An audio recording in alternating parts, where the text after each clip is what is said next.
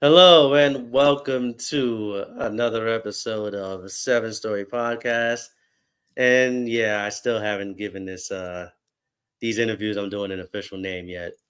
Who knows? But now we are on the West Coast, so Eastern Standard Time is now specific Pacific time. Oh man. Well, here we have Gabriel de Cotret, who is a Okay. LGBTQ author. And you know what? I'll let you introduce yourself and take it away. All right. Hi, everybody. My name is Gabriel de Cotret. I am a transmasc author from a town in Quebec, Canada. And I like to crochet and cats and write books. All right. Nice, nice. I'm a little nervous. I'm sorry. Hey, you don't have to be weird to fit in, it's just like, nothing wrong with normalcy.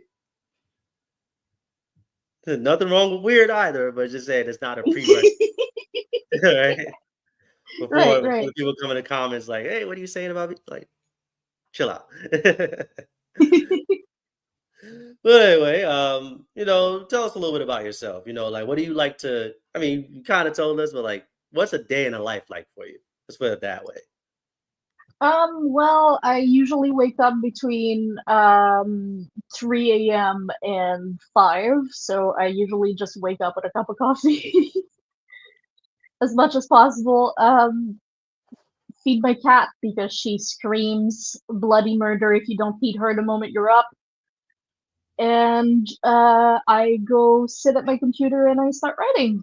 And that's been pretty much my routine for the past 7 months. Well, okay. I do take some days off where I do like. Well, I was waiting for the stream to start, so I have my crochet with me. Okay, It's gotcha. a blanket. All right. No doubt Um, that. um, I spend a lot of time doing art when I'm not writing. I draw. I make book covers for my stories. I make art commissions for some people that I know and stuff like that. And yeah, I've just been crocheting away my my free time. Okay. Nice, nice. Now, for those, that, are interested in art, how can people commission you for your work, if they are interested in what you do? Well, I do have my Instagram for like my author stuff, but you can commission me through my Instagram as well. My Instagram is Gabby, Gaby, the book gremlin, all in one word. Okay. Gabby the book gremlin. Got it. Got it.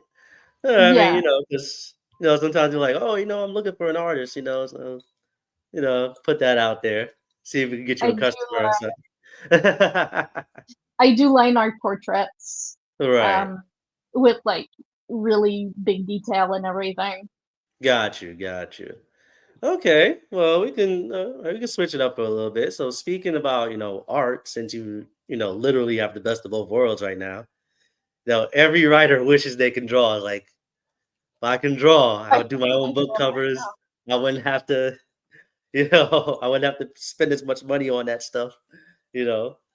So like what kind of art do you do mainly? Or is it just like whatever you feel like in the moment? It's kind of whatever I feel like in the moment. My book cover, which you have, Yeah. I drew. Oh, nice, nice. I drew all of it.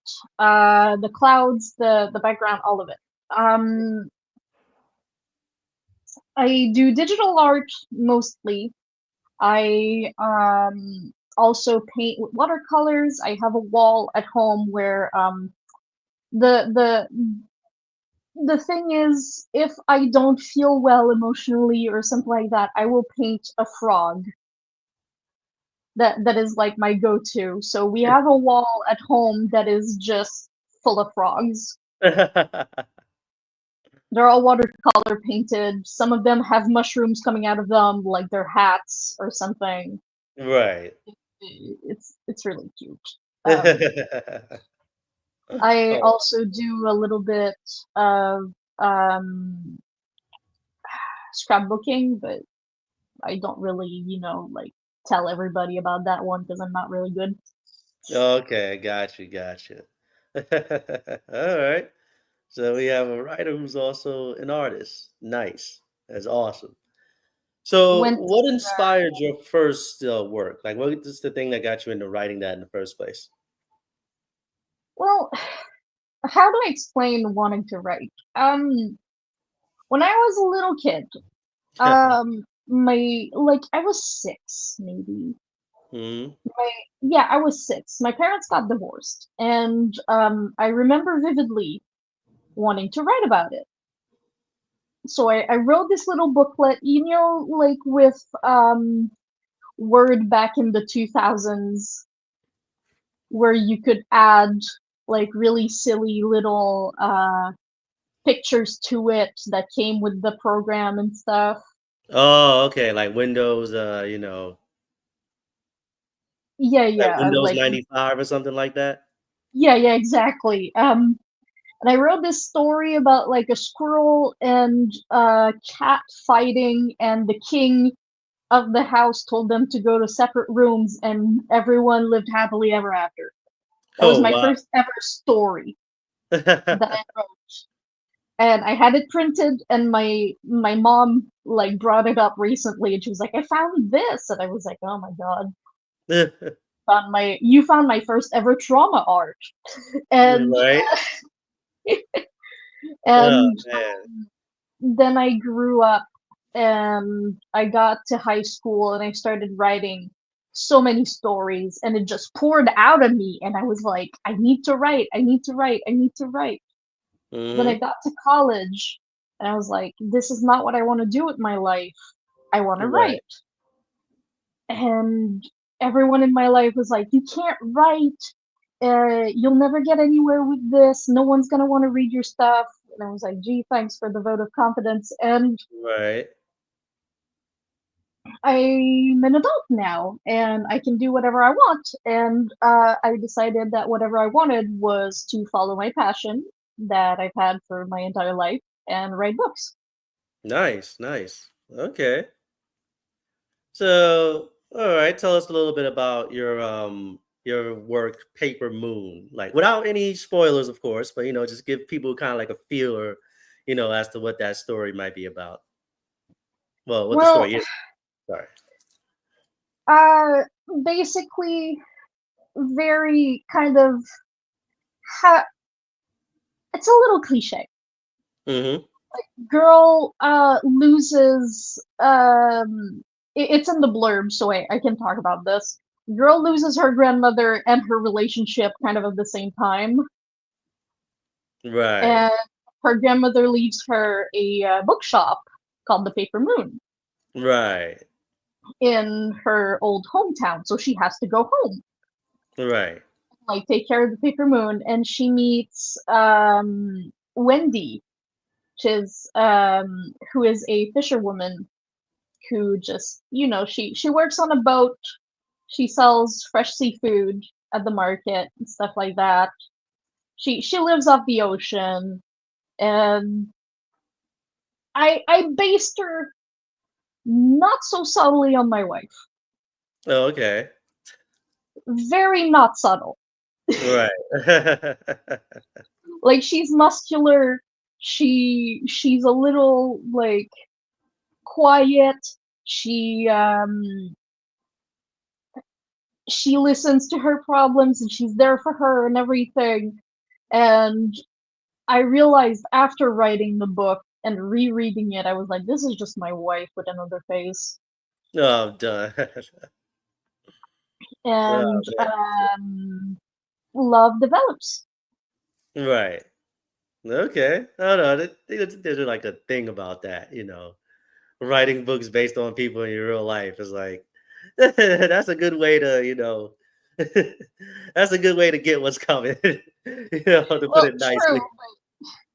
My wife has read the book, Right. and she has said that if I published it and it got popular, she would probably have to come to the author signings and stuff like that because then people would look at her and be like, "Oh my god, this is the character." Yeah. She has the cosplayer as herself at the book signings. Like, Yeah, yeah, basically. oh my god. How do you cosplay yourself? That's a good that's a good one. That is All right. indeed a good. So, from that second question, the answer to the third question is pretty easy. So now the second part to that question, is when you come up with your characters, whether they be from real life or, uh, completely fictional, like, are they spontaneous or meticulously planned? Well, I'm kind of a pantser. Yeah. All right. Same. That's good. But at the same time, when it comes to my characters, like when I want them to be like specifically a certain way, I write like their eye color, I write their hair color, I write their personality, I give them like favorite movies, favorite books. I they're planned to the last detail. Mm-hmm. And then I put them in the book and they do whatever they want. I mean, yeah. You know. Can't They're control just the like, characters sometimes. they're just like, yeah, that's a good point of reference for you, but we're gonna do this instead. So, good luck with that. Yeah, Yeah, exactly. definitely, definitely. I mean, hey, I'm not gonna say exactly the same. I am a pantster though, but uh let's just say I have a tighter leash on my characters. You know. Not because I'm a dictator, but just because, like, I don't know, they don't have a stronger will than me. So, I'm like, hey, this is what we're doing. If you want to do something extra while you're doing this, okay, cool, whatever. But we're doing this, you know. Well, yeah, definitely. All right. So, what are some of your favorite genres to read? Personally, sci-fi. Okay. I am currently actually working on another project that is sci-fi. Right. It is hard sci-fi. It is very special, and I'm not gonna like derail too much about it, but Mm. it's really great. And my favorite book ever actually is a sci-fi. It is called Jurassic Park. Ah. Restricted. Have you seen the movies? I have seen the movies, and after reading the books, they are very disappointing. I mean, that's kind of how it always is, like, Yeah, because in a yeah, book you have unlimited space to go into the detail, and in a movie you have if you want to go to King Kong route, you got like 5 hours to do it. But I don't think yeah. anybody's gonna watch it beyond that. So, yeah. I do appreciate that in the book they do admit that the dinosaurs are not accurate Right. and that they shouldn't look like that. They shouldn't be that size. They shouldn't be that quick. Right. And it is also a book that is very anti-capitalist, Right. and it will throw chaos theory and mathematics at you. Also philosophy, Right. like you are a philosophy major, Yeah. and it is such a good book. I've basically been reading it once a year Oh, as okay. like a ritual. Oh man. I don't know. I don't know. I mean, I can appreciate, philosophical concepts in books, but with me is like I compartmentalize. It's like I got to be in a certain state of mind to deal with a certain subject. Oh Like no, that's fair. if I'm feeling philosophical and contemplative, I'll read philosophy. If I'm feeling political for some reason, I'll deal with the politics. If I feel like I just want to see a good movie and I just want to be entertained, I just want to be entertained. Yeah, no, I don't that's know. fair. Yeah, I don't know. It's just Jurassic Park is kind of like this package deal of cool dinosaurs yeah, and university stuff. right. I'm just like, it's like really like I'm about to be eaten by a dinosaur. Why am I think I'm not going to be thinking about the theory of relativity while I'm about to get eaten by a dinosaur? The first thing Well, is not get eaten yeah, by a dinosaur. You know, like I don't know. Like I don't know what Gödel's incompleteness theorem has to do with a velociraptor coming from my neck. Like how does that help me in this instance? a really cool fun fact about the velociraptors in Jurassic Park, the book, and Jurassic Park, the movie. Right. The raptors in the movie are not based on any real raptors. They are based on the Oh. raptors in the book. But the thing is, the book raptors were not based on anything because Utahraptor, which is the one that they keep saying that the dinosaurs were based on, was not found until later in the 80s. Oh. And the animatronics for Jurassic Park were already made to look like the raptors from the book. And then Utahraptor, which is the only raptor that is the size of the raptors in the movie and the book, was discovered a little later than when the animatronics and the book came out and everything. So they were like, oh, how are we going to justify such big dinosaurs? And then Utahraptor was discovered, and they were like, this is how. Right. Oh, okay, okay. So a I'm a little bit of a dinosaur embellishment, man. a lot of embellishment on that one. Yeah. All right. So what's the most difficult thing about being a writer in your opinion? Excuse me. Honestly, about writing, being a writer, like, I don't want to say writer's block because I'm pretty sure a lot of people say writer's block. And Mm. like, yeah, it's a valid answer, but that is not to me the hardest part. The hardest part is having to try to monetize the work that you've put so much work into, like Right. social media. You have to be a social media manager. You have to be an author. You have to be um, like almost an influencer. You have to be able to make connections. You have to be able to talk to people. And I suck at this. Ah, If I could, I would just post memes. right. Yeah, and you can't really just post memes about your book and then not post about your book, you know? Yeah, I got you. So Oh yeah, the yeah. social media part is kicking my butt. Yeah. That is the hardest part. Like just the whole marketing aspect is because you got to do everything on all fronts at the same time every day. Yeah, yeah. Yeah, definitely.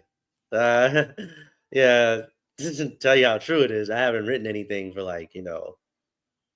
yeah, I haven't written anything in a couple months because I've been, being everything else. So yeah, so Feel that. yeah, yeah. So I definitely get you about that part. So like, what's your process for completing a novel from like start to finish? I start with decided on my idea. Mm-hmm. Then I write like a loose outline of what I want the idea to look like. Right. And then I spend about 2 to 3 weeks just doing research. Mm. What is living in a like for Paper Moon? What is living in a small town like? Um, what is an example of a coastal town? What would it look like? What would be the industries involved? How much is that scenario possible? and stuff like that. And I spend like maybe 3 weeks just spiraling into research and more research and like creating these Google Docs that are like this thick. Oh my god. And that's my research part. And then I take all this and I write an actual outline. Mm-hmm. And then I just set myself loose and start writing a draft. Mm. Okay. Yeah. Okay. Yeah, for me that's not even not even close. I just start writing. I just skip all that. Like, yeah, I'm just gonna write, see where it goes. I don't know. I guess like everybody has a different, process. Some people like to be methodical and do a whole bunch of research. Some people like me, they just start writing. Some people do a meticulous outline, then write, then like re-edit like 20 times, and then like yeah, I've heard a lot of different answers to that question. But yeah, everybody has their own process, so it's always Yeah, interesting to see what different people do in terms of writing. yeah. So, what's the most unhinged thing you've written? You know, either in your work or just in general. Don't worry, we don't judge here. Just a fun little question. Like ever? Yeah, I mean, yeah, we could go there. When I was in high school, my fun was to write horror stories. I wrote this one from the point of view of a small girl being executed by decapitation. Mm, And like the slow walk from her cell to where the guillotine was, being laid down for the guillotine, looking up at the blade and everything, watching it come down, and like her consciousness slowly fading from her head because you survive about 10 seconds when right, your head is cut off. And I reread that recently as an adult, and I was like, the fuck was I on? right. I The answer mean, is you. Adderall, but I mean, you know, you on your Stephen King route. That's what you. yeah, It's like, yeah, nah. yeah, that's pretty much the most fucked up thing I've ever written. Okay. I mean, hey, that's pretty normal. I mean, the stuff I've read and the things that how horror movies are now. That's actually pretty normal. Yeah, Oh at man, 13 now, no, fair enough. 13 is pretty much the age to be edgy and write edgy stuff. yeah. I mean, especially if you watch like A House on Haunted Hill, The Grudge, Saw. Like if you watch, Nightmare on Elm Street, Freddy versus Yeah, Jason. Like if you watch that type of stuff growing up, it's like, yeah. yeah, yeah. So what's one thing about, being a writer that just drives you up a wall? It's just like, oh my God, why? People don't understand that writing a book is a full-time job. Like my family's like, because I'm surviving off of an inheritance at the moment and like book Okay. sales and stuff like that. And so I have all the time in the world to just sit down and write. And my family's like, when are you gonna find a new job? This is not a real job. You're not actually working, you're just writing. And I'm just there like, writing is a job. Mm, It's work. It drains me just as much as doing IT or doing physical labor. right. And the people in my life, and I'm sure it has happened to a lot of other people, they Right. don't understand that writing and being an author is a full-time job because you again you got to do the social media, you got to do the influencer part, you got to actually find a way to publish your book and like find how you're going to publish your book with whom. Are you going to self-publish, are you going to publish through a publishing house, um, and just this whole entire process, the before, the during, and the after, is a full-time job. Right. And it's just people don't get that. Ooh. Mm-mm-mm. Mm. Yeah. I can see how that would drive people up a wall. It's like they're just like, oh yeah, you're just writing because it's like I don't know. Writing is as long as it's been around, it's still viewed as an unconventional way of like making a living, unless you're like in a newspaper or you're an editor or a journalist and stuff like that. But as far as like writing fiction is like you get paid to make up stuff. What are you dreaming? It's like. Yeah. I mean, yeah, dreams are sold separately. All right. So, what does being a successful writer look like for you? What type of life do you want to live as a writer? I want to be able to just wake up and drink my coffee, continue writing my whatever work in progress I have, and have enough money at the end of the day to pay the bills, have food, have a roof over my head, and go to sleep safe. That Okay. is success to me. All right. Hey, I just want to live while doing what I love. That's it. Yeah, basically. No, exactly. Yeah. Yeah. Oh man, don't we all? Don't we all? Yeah.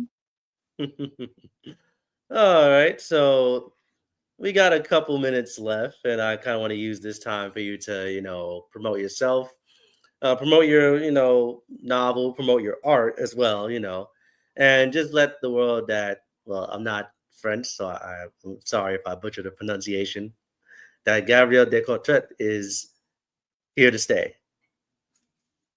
Um. Okay. I'm sorry. I hate being put on the spot, but yeah. You guys can find me at Gabby the Book Gremlin, Gaby, not two B's, just one B, the Book Gremlin, in one word, on Instagram, on Threads, um, on Facebook. I have a page. You can find me at Gabriel de Cotret. Um, it's a picture of me in a dress, but I'll change it soon. Anyway, um, Paper Moon is out right now on Amazon. It will eventually be out on Kindle as well, and I'm thinking Kindle Unlimited as well. And look out for me because my next project I've been working on very, very hard. And if y'all like sci-fi, if y'all like spiders, you're gonna want to check it out. All righty. And that's a wrap for this one, folks. I'd like to thank you for coming on down and, interviewing with, Seven Story Publishing. And, and to the one person that's been there this entire, thank you. We love you. And there was another person here at, some point. We'd like to thank you for stopping by as well. And, we'll see you guys in the next one. But in the meantime, see you on the flip side. All right.